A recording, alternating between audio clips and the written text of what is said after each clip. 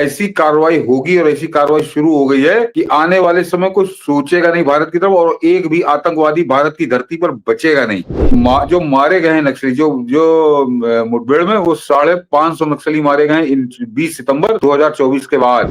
ये 2001 में उसे गिरफ्तार किया गया और 3 साल तक वो तिहाड़ जेल में बंद रहा। ये जिसका नाम है जवाद अहमद सिद्दीकी, और अल-फलाह यूनिवर्सिटी का संस्थापक है।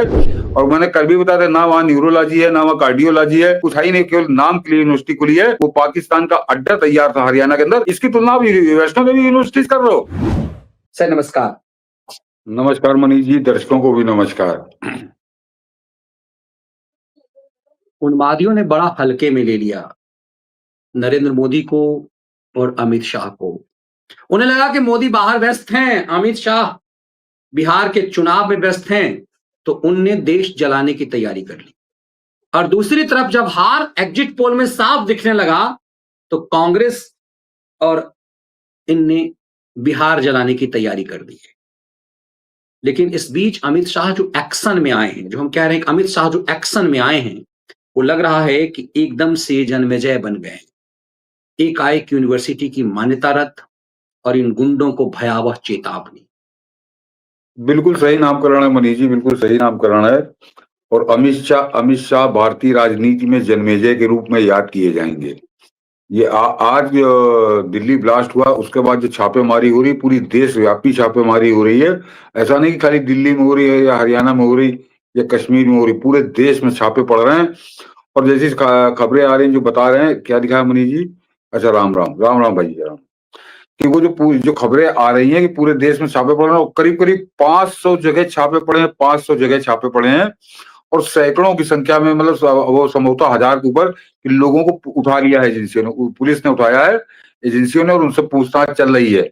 और आज भी कुछ मुसलमान डॉक्टर पकड़े गए। ये बता दूं, वैसे तो पकड़े गए तो सैकड़ों गए हैं, लेकिन आज भी जो डॉक्टर पकड़े गए सब मुसलमान डॉक्टर पकड़े गए, ताकि सेकुलरों को जरा उनको नंगा करके जलते तवे में बैठा लूं। ये जो बताते हैं सेकुलर, तो ये समझ लीजिए कि आज भी बड़े मुसलमान डॉक्टर बड़ी संख्या में पकड़े गए हैं। और सब इस दिल्ली के ब्लास्ट से, दिल्ली वाले हत्याकांड के तार, वो जो लाखों लोगों को मौत के घाट उतारने की कोशिश कर रहे थे, वो लोग पकड़े गए हैं। और ये आज गृह मंत्री अमित शाह का आज एक वक्तव्य बड़ा चर्चित हो रहा है कि ऐसी कार्रवाई होगी और ऐसी कार्रवाई शुरू हो गई है कि आने वाले समय कोई सोचेगा नहीं भारत की तरफ, और एक भी आतंकवादी भारत की धरती पर बचेगा नहीं। ये कहा है गृह मंत्री अमित शाह ने। ये बहुत बड़ा बयान है मनीष जी, बहुत बड़ा बयान है। ये छोटा मोटा बयान नहीं है, देश का गृह मंत्री कह रहा है। और क्यों कह रहा है, जरा ये भी समझिए। ऐसा नहीं कि अमित शाह केवल ऐसे उन्होंने आया, जो जैसे नेता कहते रहते हैं, और तेजस्वी कहता है, हमारे अखिलेश यादव कहते हैं, ये हिंदुस्तान के अंदर बड़ी परंपरा रही है कि लंबे चौड़े हवाई बयान दे दो और उसके बाद नतीजा कुछ ना निकले। तो मैं बताता हूँ, ये जो जन्मेजय, जो उनका नामकरण किया गया है, तो पहले जरा दर्शक समझ लें जन्मेजय थे कौन, और ये अमित शाह का नाम जन्मेजय रखा क्यों गया है। जन्मेजय के बारे में एक लोगों को मनीष जी बड़ी गलतफहमी है। अक्सर जब प्रसंग आता है तो लोग कहते हैं जन्मेजय ऋषि। जन्मेजय ऋषि नहीं थे। जन्मेजय छत्री थे और राजा थे। राजा परीक्षित के पुत्र थे। राजा परीक्षित को कोई तक्षक ने काट लिया था, तो जन्मेजय ने प्रण किया था कि मैं धरती को सर्पविहीन कर दूंगा। यहाँ पे आते हैं कि हम लोग अमित शाह का नामकरण क्यों कर रहे हैं जन्मेजय। और जन्मेजय के उस प्रण के बाद उन्होंने जो सर्पों की समाप्ति का जो यज्ञ किया था, तो पूरी धरती के सर्प आके वहां जलना हुआ, तो बाद कुछ 2 सर्प बच गए, तो एक अलग कहानी है। उसकी वजह से आज आपको सर्प नजर आते हैं, अन्यथा राजा जन्मेजय ने बहुत पहले इनका अंत कर दिया था, पूरी धरती को क्षत्रिय सर्प विहीन करने का। तो वो राजा जन्मेजय की कहानी वहां से शुरू होती है कि कैसे, और वो थे राजा परीक्षित के 2 पुत्र थे। अभिमन्यु के पौत्र थे और अर्जुन के प्रपौत्र थे, यानी महाभारत काल से जुड़े। और ये भी समझ लीजिए कि ये जो किस्सा है कि महाभारत की कथा सुनाई गई, तो वो जब वो सर्पों का नाश कर रहे थे, वो जो यज्ञ चल रहा था, उसी दौरान उनको महाभारत की कथा भी सुनाई गई थी। तो ये जरा पृष्ठभूमि जन्मेजय की समझ लीजिए। और हम लोग क्यों अमित शाह को आज जन्मेजय की संज्ञा दे रहे हैं कि जन्मेजय उस जमाने में तो वो सांप था जिसने उनके पिता को डस लिया था। आज जो आतंकवादी सर्प बन के डस रहे हैं इस देश को, उन सर्पों से देश की धरती को खाली कराने का काम अमित शाह कर रहे हैं। और ये जो उनका प्रण है, ये तीसरा प्रण है। इससे पहले 2 प्रण वो करके पूरे कर चुके हैं, सर्वविहीन उन्होंने किया है। और अभी आपको तथ्यों के साथ बताता हूँ, तो इसका मतलब आज जिस हिसाब से भयानक रूप में छापेमारी देखी है कि 500 छापेमारी करीब 1000 से ज्यादा लोग उठा लिए गए। और वो जो मुसलमान डॉक्टर पकड़े गए जो आतंकवाद के इसके मेन मास्टरमाइंड थे। तो ये बता रहा है कि अमित शाह एक बार तीसरी बार हैट्रिक, उनके मूड की हैट्रिक लगने जा रही है देश के अंदर। और ऐसा गृह मंत्री चाहिए, यही गृह मंत्री की यही तेवर हम लोगों को चाहिए। और आज उसका नतीजा मैंने कहा कि 500 से ज्यादा छापेमारी। और अब बताता हूँ मनीष जी कि अमित शाह ने क्या कमाल किया है। अभी आज जो दिल्ली का हुआ तो छोड़ दीजिए, जरा मैं पहले बता रहा हूँ कि उनको क्यों हम लोग जन्मेजय कह रहे हैं। सबसे पहले 22 सितंबर था मेरे ख्याल से, 22 सितंबर 2022 अचानक देश उठा था। और ये पता चला था यही आतंकवादियों के बाप कह लीजिए, बाबा कह लीजिए, सबसे बड़ा आतंकवादी मजहबी मुसलमानी संगठन PFI, people's front of India. और उसके खिलाफ क्रैकडाउन हुआ था, उसको ऑपरेशन ऑक्टोपस, औपचारिक रूप से तो नाम नहीं दिया गया, लेकिन हाँ वैसे बताया गया ये ऑपरेशन ऑक्टोपस है।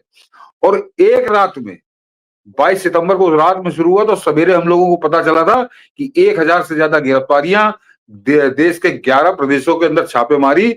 और जितने बड़े नेता थे उनके, वो जितने पूरे पीएफआई के जो ठेकेदार थे, वो सब 24 घंटे के अंदर वो ऑपरेशन ऑक्टोपस में दबोच लिए गए थे। और जब वो चला तो आज ये कहा जाता है कि उस पूरे ऑपरेशन ऑक्टोपस के अंदर बाद में कुछ दिन ज्यादा लंबा चला, 22 सितंबर को शुरुआत हुई थी। तो शुरुआत में एक रात में ही 1000 लोगों को उठाया गया था। उठाया नहीं गया था, तो मुकदमे चले, भी बहुत बुरी कहानी उनकी। और उसके बाद 2500 लोग पीएफआई के जो सक्रिय सदस्य थे, जो 2047 में भारत को इस्लामिक राष्ट्र बनाने का सपना लेके चल रहे थे। तो कहाँ केरल से शुरू हुई थी, दरभंगा बिहार, दरभंगा बिहार तक। और मैंने कहा देश के 12 राज्यों में एक साथ छापेमारी की थी और नाश कर दिया। आपको उसके बाद से पीएफआई का कहीं नाम नहीं सुनाई देता होगा। जो नाम सुनाई देता है वो कांग्रेस की कृपा से, और कांग्रेस कैसी मेहरबान रही है इन देशघाती आतंकवादियों भी। आज का किस्सा बड़ा जबरदस्त है। तो वो कांग्रेस की सरकार बनती है और वो उसको दोबारा पूरा जीवन दे देते हैं, जीवन दान दे देते हैं। तो वो केरल और कर्नाटक, केरल में भी उतना नहीं है, कर्नाटक में एक तरह से फिर उसको जिंदा कर रही है कांग्रेस, पाल पोस के बड़ा कर रही है। अन्यथा पीएफआई का खात्मा इस देश से तो कर दिया, बाकी पूरे हिंदुस्तान में जो उत्तर प्रदेश और बिहार में इनकी ब्रांचें चलती थी, खत्म, समाप्त किया। तो ये पहला मैंने बताया कि पहला जो काम था, जो जन्मेजय ने जैसे कसम खाई थी सांपों से विहीन करेंगे धरती को, वैसे आतंकी सांपों से विहीन करने का वहां से शुरू हुआ। उसके बाद उसके बाद तो और गजब का, उसके बाद जो सांप देश को डस रहा था पिछले 1967, यानी करीब करीब समझिए 56-57 साल से, 58 से उस सांप को खत्म करने का प्रण अमित शाह ने लिया 20 सितंबर 2024, यानी अभी साल सवा साल हुआ है। और उसके बाद नक्सलवादियों की क्या स्थिति है आप सब देख रहे हैं। रोज 2-4 गिराए जाते हैं या आ जाते हैं भीख मांगते हुए, सरेंडर होते हैं नतमस्तक। और उन्होंने किस तरह से किया, जरा मैंने उसका आंकड़ा मनीष जी नोट करके रखा है कि जो मारे गए हैं नक्सली, जो जो मुठभेड़ में, वो 550 नक्सली मारे गए इन 20 सितंबर 2024 के बाद। 550 नक्सली मौत के घाट उतारे गए। और करीब करीब 1800 नक्सली पकड़े गए, 1500 नक्सली पकड़ लिए गए, यानी 500-550 मारे गए, 1500 नक्सली पकड़े गए। और 1800 नक्सली पकड़े गए। और करीब करीब 2500 नक्सलियों ने आके सरेंडर कर दिया, सब हथियार डाल दिए। तो ये भी बता दूं कि 1967 से लेकर 2025, ये जो 57-58 साल का कालखंड है, इस कालखंड में ना तो नक्सलियों पर इतना बड़ा प्रहार जो ये साल भर के अंदर हुआ है, ये इतना बड़ा प्रहार कभी नहीं हुआ उन 58 साल के इतिहास में। कांग्रेस तो कर दूध पिलाती थी गोद में बैठा के। और ना इतनी बड़ी कार्रवाई इनके खिलाफ होगी। 550 मारे गए एक साल के अंदर, 1800 पकड़े गए और 2500 ने सरेंडर किया। ये इतनी बड़ी सफलता है। तो एक तरह से जो उन्होंने डेट दे रखी 26 मार्च 2026, 30 मार्च 2026 को ये नक्सल विहीन हो जाएगा। तो निश्चित मानिए कि मार्च 2026 में ये भारत नक्सल विहीन होने जा रहा है, नक्सलियों को खात्मा होने जा रहा है। तो मैंने कहा ना, 2 सांपों से तो मुक्त करा दिया उन्होंने देश को। अब ये तीसरा आतंकवाद जो बचा है, जो इस्लामिक आतंकवाद है, मुसलमान आतंकवाद है, जिसमें सारे आतंकवादी मुसलमान है और व्हाइट कॉलर शामिल है। तो आज गृह मंत्री अमित शाह ने आज जो घोषणा की, तो मैं उसको उन्हीं जो आपको पिछले दो आपको बताई पृष्ठभूमि, मैं उसी संदर्भ में देख रहा हूं इसको, कि अब एक भी नहीं बचेगा इस देश के अंदर कि और कोई सोचेगा नहीं भारत में आतंकवाद की घटना करने की। तो ये बहुत बड़ा मैंने कहा स्टेटमेंट है। 140 करोड़ का देश है, कश्मीर से कन्याकुमारी तक, और उसके बाद अगर देश का गृह मंत्री इस तरह का बयान दे रहा है और इस इतिहास के साथ दे रहा है जो उसका अतीत है, तो कोई कारण नहीं कि मैं अविश्वास करूं। और मैं मानता हूं कि वास्तव में तीसरी कसम होगी, जो पिक्चर भी बनी थी तीसरी कसम, तो ये गृह मंत्री की तीसरी कसम होगी कि अब ये आतंकवाद का आखिरी घटना थी, अब इनका सफाया होगा, ये कोई एक और दिखेगा नहीं देश के अंदर। तो ये मैं विश्वास करता हूँ, उम्मीद करता हूं कि ऐसा होगा, और मेरी शुभकामनाएं हैं उनके साथ, आगे करें। और उसका उसका जो उन्होंने शुरुआत की है, मैंने कहा आज 500 से ज्यादा पूरे देश के अंदर छापे, इसका मतलब इनके ऊपर क्रैकडाउन बहुत बुरी तरह से शुरू हुआ है और ये बचेंगे नहीं। बिल्कुल, और हमने उसी दिन जब प्रधानमंत्री ने कल कहा था कि हमारी एजेंसियां पूरी तैयारी कर रही है, इसका मतलब है कि सब कुछ हो चुका हुआ था। आज दिन भर मैराथन बैठक अमित शाह के घर पे हुई, जिसमें ये देखिए कि दिल्ली विस्फोट के दोषियों को सजा मिलने के से दुनिया को संदेश जाएगा कि कोई भी दोबारा ऐसा हमला करने की हिम्मत ना करे, दोबारा हाँ, हिम्मत ना करे। मतलब 11.5 साल में एक बार कर लिए गलती से, अब दोबारा हिम्मत नहीं करनी।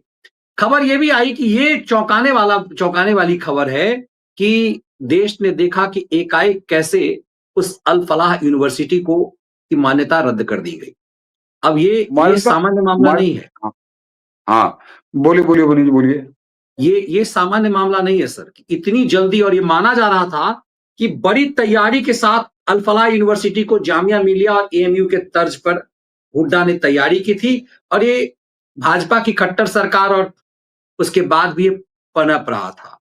सोचिए, बताया जा रहा है कि वैष्णो देवी में जो दान होता है, माँ वैष्णो देवी में फंडिंग वहां से भी हो रही थी, मतलब पैसे ये जिहादी वहां से भी पाले जा रहे थे। सोचिए।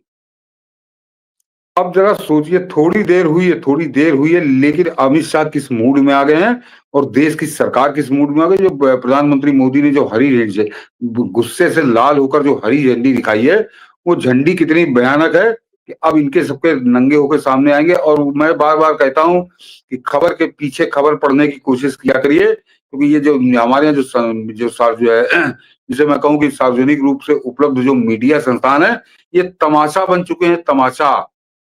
आइए मनीष जी, अल्फला, पहले अल्फला से शुरू करता हूँ कि अल्फला यूनिवर्सिटी, जहाँ के ये सारा एपिक सेंटर था, जहाँ पे सारे आतंकी डॉक्टर इकट्ठे होकर प्लान बनाते थे, उसको एग्जीक्यूट करते थे, वो जरा उसकी इतिहास दिखाइए मनीष जी, उसकी फोटो और खबर भी साथी में है, मैं पढ़े देता हूँ। और जरा उसके बाद ये खबर बहुत महत्वपूर्ण है, और इसके पीछे ना खबर के पीछे खबर छुपी हुई है। खबर और मैं पूछूंगा अभी आपसे कि बताइए जो खबर मैंने पढ़ी इसके पीछे क्या खबर है, और वो जरा पहले मनीष जी दिखाएं, मैं तब तक मैं पढ़ता हूं कि अल फलाह यूनिवर्सिटी फरीदाबाद हरियाणा के संस्थापक, बहुत ध्यान से सुनिएगा इस पूरी बात को, अल फलाह यूनिवर्सिटी फरीदाबाद हरियाणा के संस्थापक और चांसलर जावेद अहमद सिद्दीकी, उसे जावेद अहमद सिद्दीकी या जवाद अहमद सिद्दीकी भी कहा जाता है। यह जवाद अहमद सिद्दीकी, यह यूनिवर्सिटी अल फलाह चैरिटेबल ट्रस्ट द्वारा 2014 में स्थापित की गई थी, और सिद्दीकी ट्रस्ट का मैनेजिंग ट्रस्टी भी है। जवाद अहमद, यहां से कहानी शुरू होती है मनीष जी। जवाद अहमद सिद्दीकी का अतीत मुख्य रूप से वित्तीय धोखाधड़ी और आपराधिक मामलों से जुड़ा हुआ है, जो 1900 से 2000 के दशक का है। इसके प्रमुख कारण निम्नलिखित हैं, जरा आगे सुनिए। 7.5 करोड़ रुपए की निवेश धोखाधड़ी। 1990 के दशक में उसने अल फलाह इन्वेस्टमेंट लिमिटेड नाम की कंपनी शुरू की, जिसमें हलाल निवेश के नाम पर, हलाल निवेश, ये है, इसमें हलाल निवेश के नाम पर लोगों, मुख्य रूप से जामिया मिलिया इस्लामिया के सहकर्मियों और अन्य से पैसे लेकर दोगुना रिटर्न देने का वादा किया। 2000 में दिल्ली के न्यू फ्रेंड्स कॉलोनी थाने में एफआईआर नंबर 43/2000 दर्ज हुई, जिसमें उस पर और उसके भाई सऊद अहमद पर धोखाधड़ी आईपीसी 420, आपराधिक विश्वासघात 406/409, जालसाजी 468/471 और आपराधिक साजिश 120 बी के तहत आरोप लगे। 2001 में उसे 2001 में उसे गिरफ्तार किया गया और 3 साल तक वो तिहाड़ जेल में बंद रहा। ये जिसका नाम है जवाद अहमद सिद्दीकी और अल फलाह यूनिवर्सिटी का संस्थापक है। ये 3 साल इसने तिहाड़ में काटे हैं 2001 से 2004, जरा गौर करिए। 2001 में उसे गिरफ्तार किया गया और 3 साल तक तिहाड़ जेल में रहा ये आदमी 3 साल तिहाड़ी है ये, और ये अल फलाह यूनिवर्सिटी का मालिक कह लीजिए, संस्थापक जो भी कहिए, ये वो है। जेल में रहा बाद में, और आगे सुनिए छूटा कैसे है। और ये यहीं पे मैंने कहा ना, खबर के पीछे की खबर जरा समझिए। ये 3 साल बंद रहा और 2004-5 में बरी हो गया। 2004-5 आप समझ रहे हैं? 2004-5 जैसे ही केंद्र में कांग्रेस की सरकार आई, वैसे ही ये बरी हो गया। ये हरियाणा में सरकार और यहाँ सरकार, केंद्र में सरकार बनते ही इसको बरी कर दिया। इसके डायरेक्ट कनेक्शन, इसका मतलब इसके डायरेक्ट कनेक्शन सोनिया गांधी और मनमोहन सिंह से थे। ये है इसका कारण, क्योंकि आगे इसका छूटने का कारण और समझिए। बरी हो गया या समझौता हो गया, यानी इसका मामला और पाड़ा के बलात्कारी पांडे भाई का मामला एक ही सा है। जैसे हम लोग बताते हैं, लगातार बताते हैं कि रवीश कुमार पांडे का भाई जो बलात्कार और यौन शोषण के चक्कर में बंद हुआ था, वो अदालत से कभी नहीं छूटा। वो अदालत के बाहर सेटिंग हो गई, अदालत के बाहर समझौता हो गया।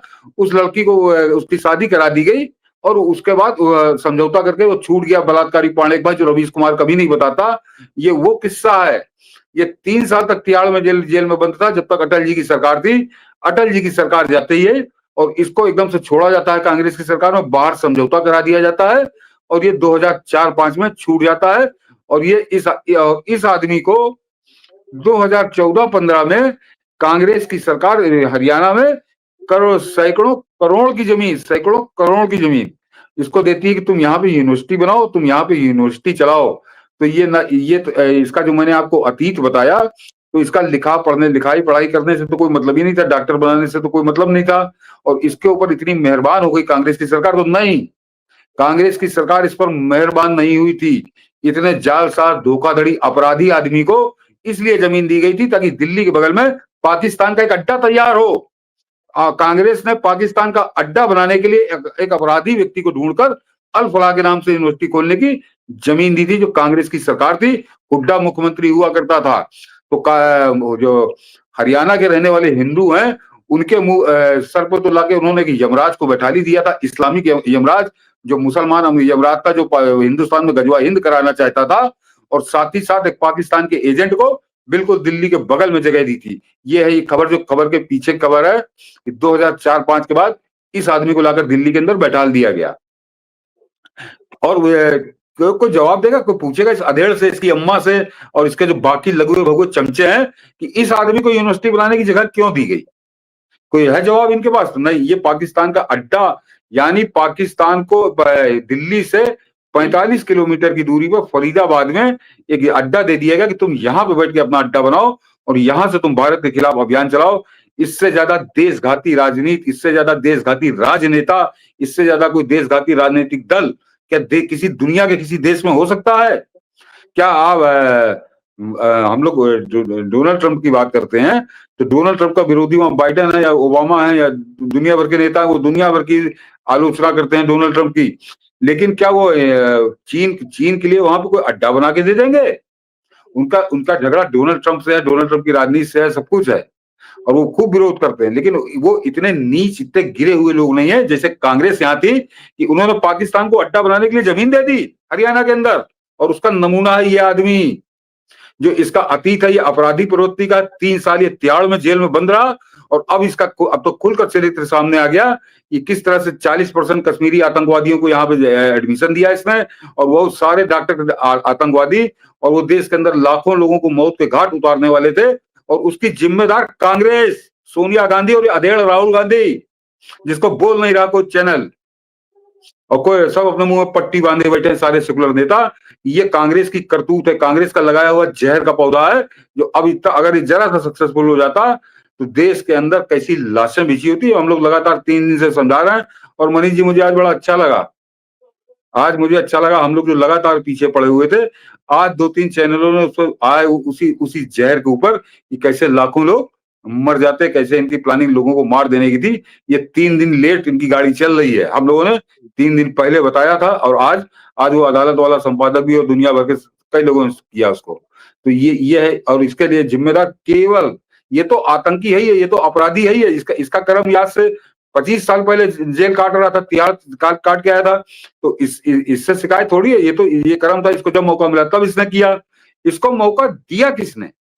सवाल ये है, इसको मौका दिया किसने कि पाकिस्तान के एजेंट को अड्डा बनाने के लिए दिया और आतंकवादियों को अड्डा बनाने का? तो सिर्फ कांग्रेस।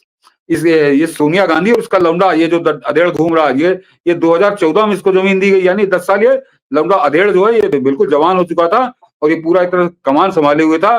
तो इस आदमी के कनेक्शन, ये जो आतंकवादी पालता था, आतंकवादी तैयार करता था, पाकिस्तानी एजेंट तैयार करता था, इस जावेद अहमद सिद्दीकी के संबंध राहुल गांधी से डायरेक्ट हैं। इसकी जांच सरकार को करानी चाहिए। हाइड्रोजन बम की जो बात राहुल गांधी के द्वारा किया था, ये इसी के दम पे कर रहा था। बम है इसी के दम पे कर रहा था, इसी के दम पे कर रहा था। और इसीलिए आज जन्मेजय के रूप में फिर गृह मंत्री अमित शाह सामने आए हैं और वो इसको उड़ाएंगे। इनका सफाया होगा क्योंकि चोट बड़ी गहरी लगी है पूरे देश को। चोट बहुत गहरी लगी है पूरे देश को और इसीलिए हमें लगता था कि ये एक्शन कब होगा। मनीष जी 1 मिनट रुक जाइए। ये अभी किसी ने पूछा तो वैष्णो देवी मेडिकल कॉलेज वाला दिखा दीजिए। कोई किसी सवाल था, ये सवाल 2-3 बार लगातार आया और कल भी आया, परसों भी आया, मैं देख रहा था। आप इसकी तुलना इससे नहीं कर सकते। ये जो अल्फला यूनिवर्सिटी है कि वहां पे उनका एडमिशन हो गया, तो हर यूनिवर्सिटी में होता है एडमिशन, होता है, मुसलमान लड़के लेते हैं एडमिशन, वो एक प्रोसीजर के तहत लेते हैं और सरकार की वहां नीति है। वहां उनकी जनसंख्या ज्यादा, तो क्या करिएगा आप? जब जम्मू कश्मीर की जनसंख्या ही 55% मुसलमानों की है, तो वहां पे आदमी भी होंगे, मुसलमान ज्यादा होंगे, उस पर आपत्ति नहीं है। ये जबरदस्ती जब आप इस तरह से कोई जबरदस्त घालमेल करने की कोशिश करते हैं, कहीं की ईंट कहीं का रोड़ा मिलाने की कोशिश करते हैं, तो गड़बड़ी पैदा होती है। जो असली मुद्दा होता है वो भी पीछे छूट जाता है। ये अल्फला यूनिवर्सिटी कहाँ कश्मीर, कहाँ हरियाणा, कोई लेना देना नहीं, कोई जनसंख्या नहीं मुसलमानों की इतनी, और वहां 40% कश्मीरी मुसलमान पढ़ रहे थे। तो ये साजिश के तहत ये यूनिवर्सिटी बनाई गई, साजिश के तहत वहां कश्मीरी आतंकवादियों को लाके बसाया गया, उनको आवरण दिया गया कि ये मेडिकल स्टूडेंट है। मेडिकल स्टूडेंट नहीं थे। और मैंने कल भी बताया था, ना वहां न्यूरोलॉजी है, ना वहां कार्डियोलॉजी है, कुछ है ही नहीं, केवल नाम के लिए यूनिवर्सिटी खुली है। वो पाकिस्तान का अड्डा तैयार था हरियाणा के अंदर। इसकी तुलना आप वैष्णो देवी यूनिवर्सिटी कर रहे हो। इस तरह के सवाल मत करिए, खासकर इस माहौल में तो कतई मत करिए। आप एक गंभीर मुद्दे को खत्म कर देंगे।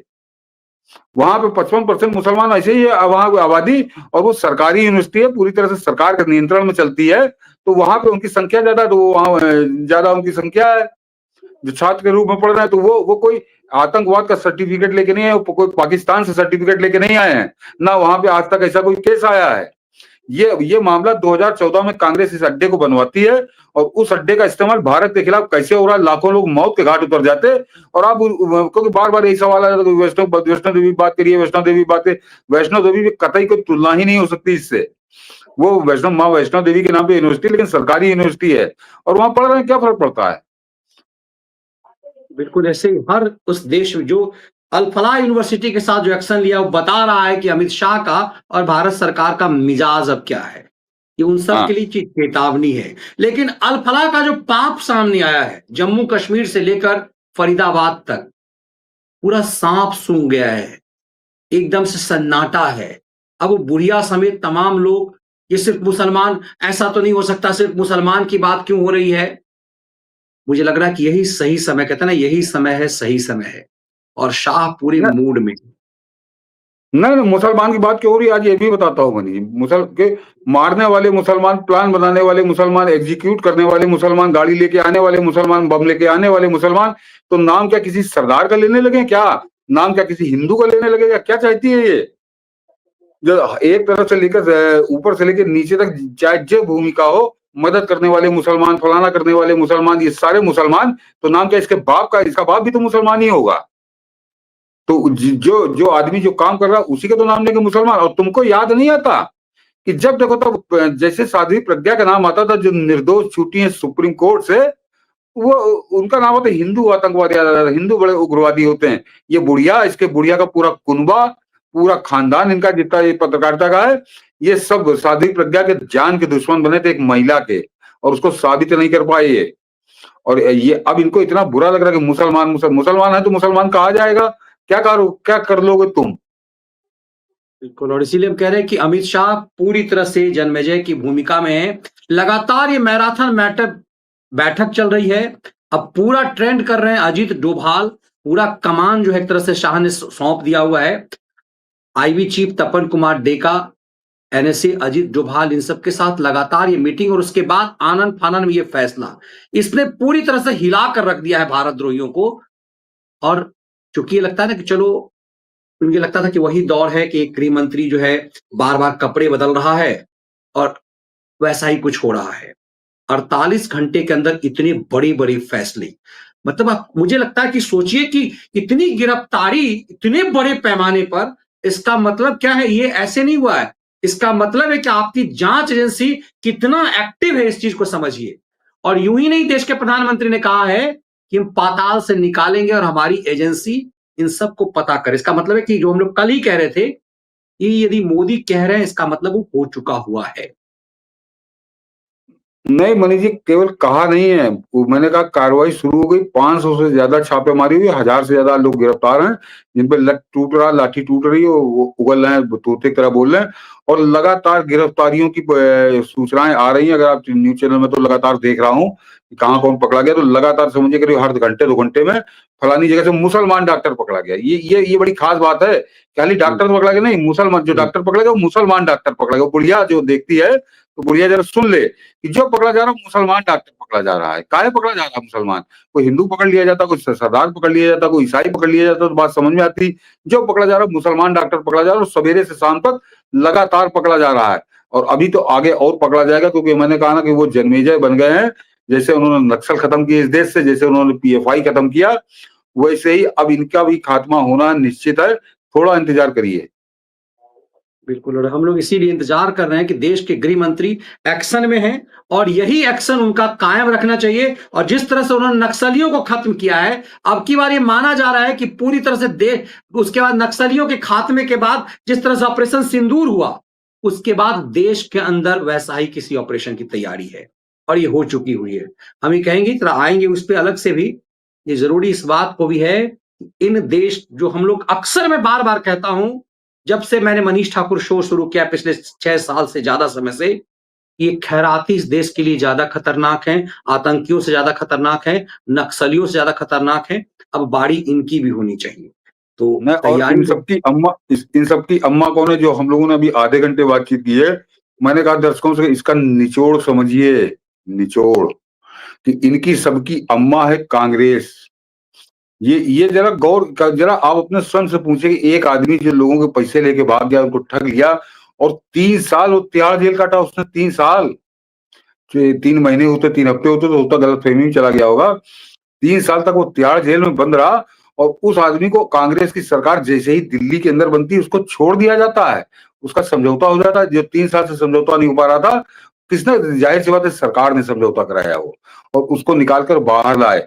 और अभी इसकी पूरी कुंडली निकल के सामने आएगी पूरी, तब आप लोग चौंकेंगे कि वो, और उसको 2014 में एक 25 27 28 एकड़ जमीन दे दी जाती है। कितना बड़ा अड्डा पाकिस्तान को बनाने की। तो वो असल में ये जो जावेद अहमद सिद्दीकी है, जो अल फलाह यूनिवर्सिटी का जो संस्थापक है, इसका नहीं है मनीष जी। ये कनेक्शन पाकिस्तान और कांग्रेस का है। उन्होंने अपने गुर्गे को जमीन वहां पे दिलवाई, ये पाकिस्तान के इशारे पर इसको जमीन दी गई, हुड्डा और सोनिया गांधी के द्वारा। क्योंकि आज जो इसके कर्म सामने आए हैं, तो 100% पाकिस्तान को समर्पित और गजवा हिंद को लागू करने वाली इसकी सारी हरकतें अब आ रही सामने। और अभी मैंने कहा ना, अभी और खुलेगा, क्योंकि आज अमित शाह ने एक और ऑर्डर दिया है उन्हें, इसकी यूनिवर्सिटी का लाइसेंस कैंसिल हुआ है। अब ये मेडिकल यूनिवर्सिटी कतई नहीं, ये कैंसिल हो गया इसका लाइसेंस। और इसकी ईडी की फॉरेंसिक ऑडिट हो गई, जांच होगी इसके रुपए पैसे के लेन देन की। ये नंगा होके सामने आ जाएगा, नंगा होके सामने आ जाएगा। और इसके पाकिस्तान कनेक्शन, ये न्यूज चैनल आपको हो सकता है 5 दिन बाद बताएं, हम लोग आज बता दे रहे हैं ये जो फॉरेंसिक ऑडिट तो है, इसकी तो संभावना ये ये भी कैसे है ना कि किस पॉलिटिकल पार्टी के लिए फंडिंग करता है, ये खेल भी सामने सामने आ जाएगा कि क्यों, ये बहुत सारी चीजें हैं जो ये भी सामने आ सकता है ना कि क्यों। देखिए, यूं ही कोई नहीं, ये कांग्रेस यदि इसे बचाई है तो यूं ही नहीं बचाई होगी, खेल कुछ और होगा नहीं कोई। नहीं नहीं, वो तो नहीं, वो अब मैं अभी आपको याद दिला देता हूँ कि पाकिस्तान कैसे बचा रही थी, कांग्रेस कैसे बचा रही थी पाकिस्तान के आतंकवादियों को। इसका एक उदाहरण, बड़ा बड़ा नंगा उदाहरण सब सामने है कि जिस समय इसको छोड़ा गया, जरा गौर करिएगा, जिस समय ये जावेद अहमद सिद्दीकी को 3 साल ये तिहाड़ काटता रहा, और जब इसको छोड़ा गया 2004-5 में, उसी समय कांग्रेस ने कुकर्म किया था, पूरे देश ने देखा उसको, कि वो जो समझौता ट्रेन में ब्लास्ट हुआ था, उसमें भारत की एजेंसियों ने कहा कि ये पाकिस्तानी एजेंसियों ने किया है। हरियाणा की पुलिस ने उन आतंकवादियों को पकड़ लिया सबूतों के साथ, उनकी पहचान हो गई, जहां से उन्होंने वो ब्लास्ट के लिए बैग खरीदे थे, उन दुकानदारों ने पहचान लिया कि हाँ, यही आदमी हमसे बैग खरीद के लिए गया था। और अमेरिका की FBI में आज भी उनके रिकॉर्ड में पाकिस्तान द्वारा किया गया बम विस्फोट के रूप में दर्ज है। यानी अमेरिका कह रहा था, हमारी एजेंसियां कह रही थी, दिल्ली हरियाणा की पुलिस कह रही थी, और उसके बाद अचानक देश का गृह मंत्री जागता है, कांग्रेस की सरकार जागती है, कहते नहीं नहीं नहीं, ये बम विस्फोट जो है समझौता एक्सप्रेस में, ये पाकिस्तानियों ने नहीं किया, ये हिंदू आतंकवादियों ने किया है। और उसके बाद वो दोनों आतंकवादी जो पकड़े गए थे, जिनको हरियाणा की पुलिस ने पकड़ा था, वो छोड़ती है उनको, उसके बाद वो गायब हो जाते हैं गधे के सिर से सींग तक, आज तक उनका पता नहीं चलता। तो कांग्रेस कैसे पाकिस्तान के चरणों में लेटी हुई थी, किस तरह से उसके तलुए चाट रही थी पाकिस्तान की ISI और वहां की सरकार के, ये समझौता ब्लास्ट। और दूसरा केस ये सामने आया कि जो आदमी 3 साल से जेल में बंद था, आते ही कांग्रेस ने नहीं छुड़वाया। कांग्रेस को आदेश मिला उस पाकिस्तान से, जिसके तलुए चाट रही थी कांग्रेस, और उसके बाद इसको छोड़ो जेल से बाहर लाया गया, और बाद में इसके नाम से अड्डा बनवाया गया 40 किलोमीटर पे। और ये पाकिस्तान, तुम अपना अड्डा यहाँ बनाओ, 40 किलोमीटर है दिल्ली, जब चाहोगे तब बवाल करा दोगे। और बवाल कराने की कितनी लंबी साजिश थी कि आज मैंने कहा ना, आज कई चैनल उसको गा रहे हैं, हम लोगों ने 3 दिन पहले बताया था कि लाखों लोगों की लाशें सड़क पे बिछा देने का कैसा इंतजाम था, और रीसेंट जहर के नाम से। और मुझको मनीष जी हंसी भी आ रही थी, दुख भी हो रहा था कि वो अदालत लगाने वाला संपादक, कितनी लंबी रिसर्च टीम, वो फलाना टीम, वो कम से कम 100-150 तो रिपोर्टर लगे हैं, लेकिन वो रिसिन जहर की खबर जो गुजरात में पकड़ा गया था, उसको बताने का अब इनको मौका मिला, अब 3 दिन बाद। तो सोच लीजिए कि कैसे काम होता, क्या होता। खैर छोड़ दिया, आज ये मुद्दा नहीं है लोग, लेकिन मैंने कहा ये बात आई थी इसलिए मैं जिक्र कर रहा हूँ। तो कांग्रेस कैसे पाल रही थी इन लोगों, ये कोई अलग कहानी नहीं है। ये समझौता ब्लास्ट से इस आदमी को जोड़ के देखिए, मैंने कहा खबरों को आपको जोड़ना पड़ता है, डाट से डाट मिलाने पड़ते हैं कि कांग्रेस 2004 में उस मनमोहन सिंह की सरकार बनाते ही किस तरह से आतंकवादियों के तलुए चाटने लगी थी, किस तरह उनकी सेवा में जुट गई थी। ये वो समझौता ब्लास्ट, और दूसरा ये जिसका नाम है जावेद अहमद सिद्दीकी, दोनों पाकिस्तानी एजेंट, और उनपे कैसे कांग्रेस मेहरबान थी, तो ये जोड़ के देखिए जरा। बिल्कुल, तो इसीलिए उम्मीद करते हैं कि अमित शाह जब जगे हैं, तो अब इन सब के लिए जलजला बन करके वो सामने आएंगे। नहीं, वो दो बार वो दो प्रकरणों में, और बड़े जटिल प्रकरण थे। एक तो मैंने कहा 57-58 साल पुराना था, नक्सली वाला, और दूसरा PFI भी कम से कम 15-20 साल से तो सक्रिय था, बहुत ज्यादा। दोनों को उन्होंने जड़ से खत्म किया है। तो मैंने कहा वो जन्मेजय हैं, और अब क्योंकि उन्होंने कहा है, तो इसका पूर्ण मान के चलिए कि अब की इनका खात्मा होकर रहेगा। मतलब देश के अंदर जो विपिन सांप। रावत जी कह के आए थे, जो देश के अंदर के जो सांप है, ये उनकी बात हो रही है। अमित शाह अब उसे निपटा करके ही मानेंगे, इसीलिए भरोसा रखिए अपने गृह मंत्री पर।